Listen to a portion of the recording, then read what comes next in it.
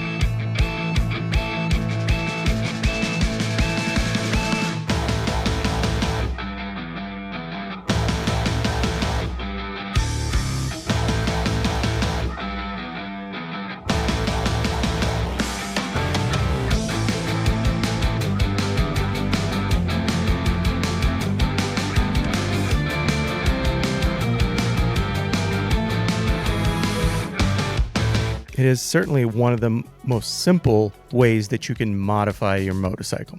Now, looking at these mirrors, they immediately felt like an OEM product. KemiMoto, I've reviewed a couple of their products before. I certainly recommend you take a look at their website and see if there's a product out there that suits your needs.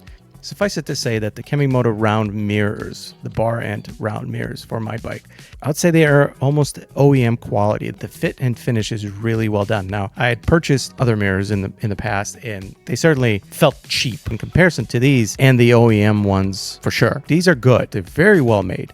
They're sturdy, they're vibration free, they look really, really good. You may lose a little bit of visibility, but they're on par as far as how much visibility there is on them. They're quite large without looking like they're taking over the motorcycle. They look really, really, really good. So if you're in the market for round mirrors and you don't want to spend $150 per mirror buying OEM ones, these certainly will do the trick. Thanks for watching. Don't forget to comment, like, and subscribe. Take a look at some of these other videos. I'll see you next time. Ride safe.